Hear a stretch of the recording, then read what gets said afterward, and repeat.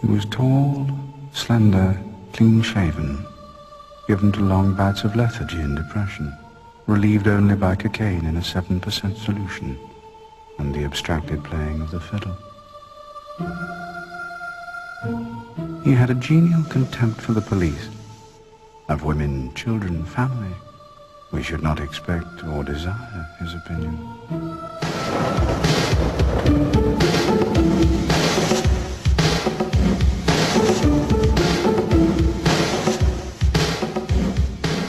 London fascinated and repelled him.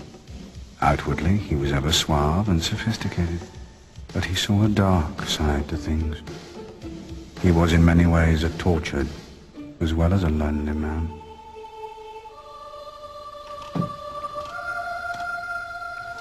Surely that's not how most people see him. What a case this has turned out to be. Why has a fictional detective become a mythical hero? Because we pretend to have some of his powers. Do we really know about him? That he's famous in Russia, Japan, and America.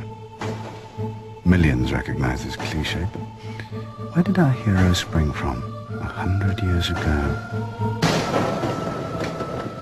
Beaton's Christmas Annual for 1887. Seasonal reading, quizzes, puzzles, and stories. This one? A Study in Scarlet by Arthur Conan Doyle. Only 12 of these left. This is the only one in Europe. Nobody kept them. They fetch as much as £20,000. £20,000. This was the start of something big. Conan Doyle created someone who, it quickly transpired, the world has not been able to do without. The Case of Sherlock Holmes.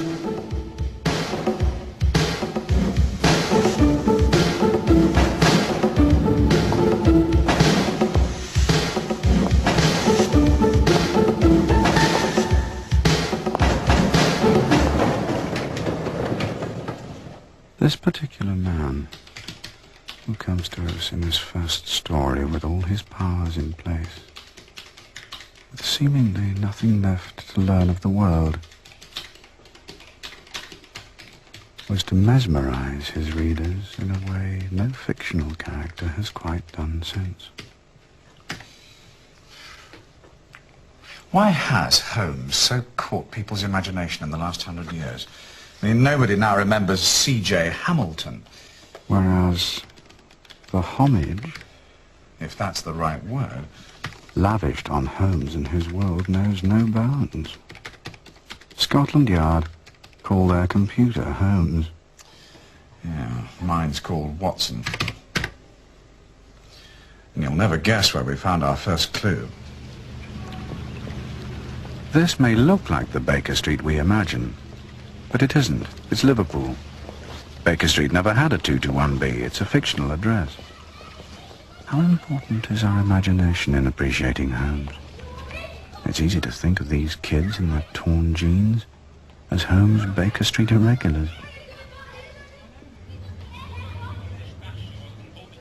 As an actor, I played Holmes, and I became increasingly fascinated by his character. He's so universally appreciated. A pub here in the docks is named after him, and tonight a lively crowd has gathered for a look-alike competition. Okay, right, it's Sherlock Holmes night. You're having a great time. Listen, it's Sherlock Holmes look-alike time again. Let's hear it for that. Let's hear it for the fellas, Sherlock Holmes look-alike. Okay. And tonight we're very lucky to have the one and only, straight from the force, Detective Superintendent Ken Forshaw. Let's hear it for Ken. A real policeman judging a clutch of hopeful Holmeses. Such is the power of the Holmes myth that these would-be heroes don't realize they've got him wrong. The deerstalker and the curly pipe were invented long after the books were written. What's your name, number one? Terry. Oh, very nice. Yes. And what makes you think that Sherlock Holmes is a fantastic detective and you want to really be like him? Because he's very much like me. He's very much like you? He certainly is. A drug addict? No. Anyway, give him a round of applause for Terry. Okay, number two. No one in here seems bothered that the contestants don't look anything like Holmes. Aided, of course, by actors' portrayals, we create him in our own image. sleuth, and he was a super sleuth. You got your right teeth in the Yeah, I have, just about. Yeah. What else would you say about Sherlock that's so outstanding that you are the lookalike? Well, about Sherlock, well, I consider I have the same aquiline features as Basil Rathbone. Hi, Kevin! Never mind, get in, Watson.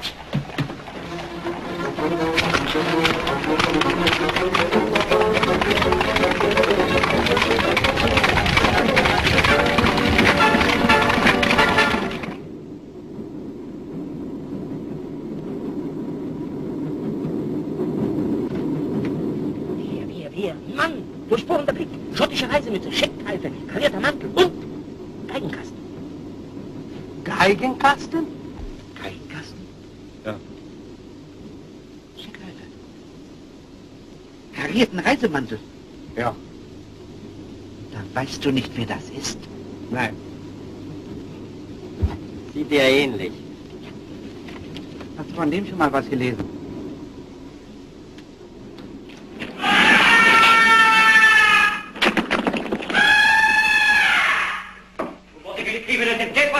Oui, Holmes. Comme si monsieur qui est à l'agonie. Sherlock blanc et tout bleu. Exact, Watson. Il est encore temps de le sauver. Je dois téléphoner. The Sherlock Holmes craze is becoming bigger, larger, and more encompassing every day. It's 100 years since the first story was published. 200 years from now, I predict it'll even be more popular if we're all here to enjoy it. In fact, the state of the world in 200 years from now will make more people want to enjoy it. I think he's growing because people believe it was a real figure. In a motion picture with a John Wayne movie, The Shooting of Liberty Valance, the editor said, when you have a choice between the facts and the legend, print the legend. If Sherlock Holmes is sitting here now, first thing I would ask him is, why is he so scared of women? Why did he take cocaine? And where did he get that brain? I love Sherlock Holmes. I fell in love, I think, when I was 14 years old. I began reading the stories of Sherlock Holmes when I was about 8 or 9. And then later on in my adolescence, I started trying to emulate what I'd read about Sherlock Holmes. I tried to use his deductive method. And friends of mine at school would send me little problems in the lunch hour and I'd try and solve them. And I got a nickname of Sherlock. When you start on Holmes, you stumble across the Holmes cult and quickly encounter the idea that Holmes is still alive and that fog swirls and licks at the windows of 221B Baker Street. When people need something, in this case Holmes, others will provide it. And the whole thing becomes self-feeding. Poor old Conan Doyle can't have realized when he brought him back from the dead that Holmes would live forever. Now, 100 years later, Holmes has, for some, become a way of life. I've had my eye on you. Even Moriarty couldn't devise anything so fiendishly clever. What's your subject this time? The Sherlock Holmes stories of Sir Arthur Conan Doyle. Holmes, you've only now barely missed sending me to the gallows. You're the one man in England clever enough to defeat me.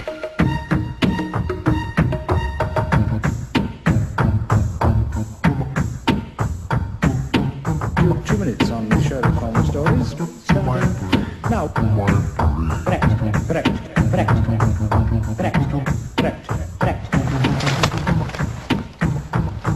The thousands of letters sent to 221B are answered by me at Abbey National, whose head office shares the famous address. Dear Mr. Holmes, I often conduct my own experiments after your fashion. It is not as easy as you make it seem. Be successful and stop taking cocaine. Yours admiringly, Tina. 17 points and no passes. My whole success depends upon a peculiarity of Holmes' brain.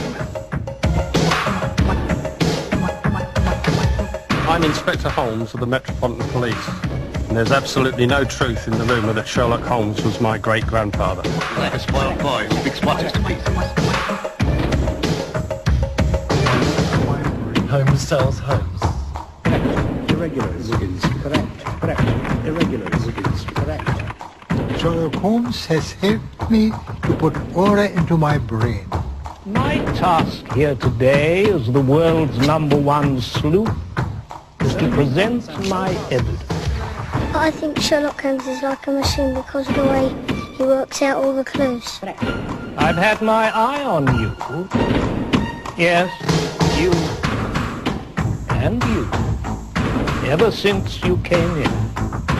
And I can see that you are material witnesses to my case. For my investigations have shown that you are all involved.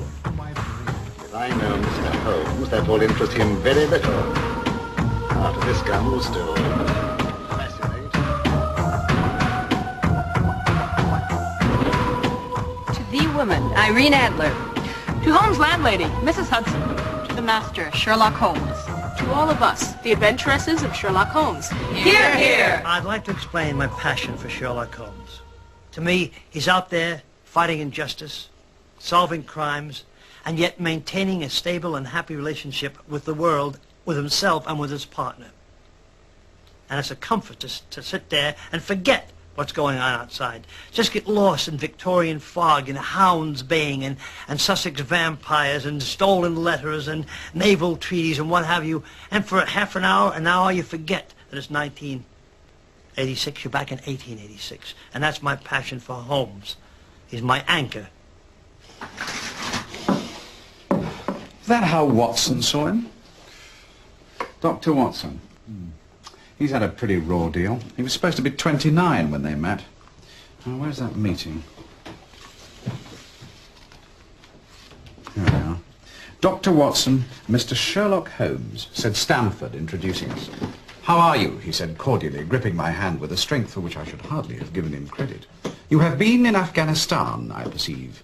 But how on earth did you know that? I asked in astonishment. Never mind, said he, chuckling to himself. Conan Doyle tired of Holmes, preferring to concentrate on historical novels. Only 6 years later, in The Final Problem, Watson takes up his pen with a heavy heart to record his companion's death. Good and evil locked in deadly combat at the Reichenbach Falls. But when Moriarty finished Holmes off, it was not the end. He came back from the dead as a result of public pressure. Watson fainted. Well, you would, wouldn't you? More stories followed, and the way was opened to a timeless legend. Moriarty. Does anyone remember him? Whatever became of Moriarty?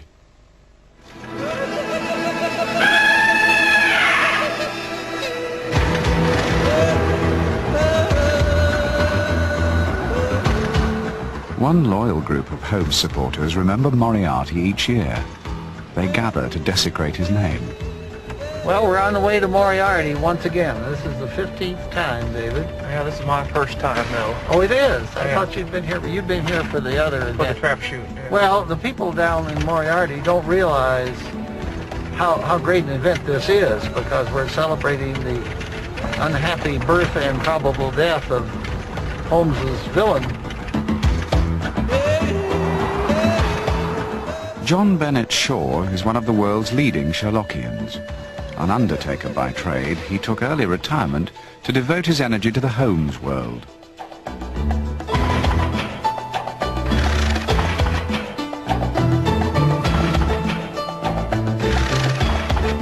Every November, he and other fans from all over America congregate in the one-horse town of Moriarty.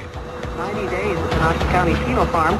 The sentence comes after Robert completed no contest today to 3 reduced drug charges.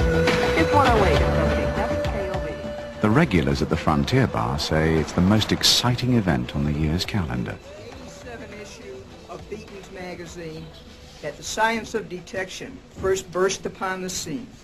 Woven in a story of vengeance, love, and horror, 'twas the first of the masterful canon of stories some 70. The canon might not have been written if ophthalmology were more of a rage, for patients were slow in coming, and Sir Arthur's payables began to age. So he wrote A Study in Scarlet 100 years ago, and proceeded to send out copies up and down Publishers Row. Some of the good old boys and gals missed the point. Couldn't even understand a word she said. Yeah. Well, we all I sat and get listened to her. anal ailments.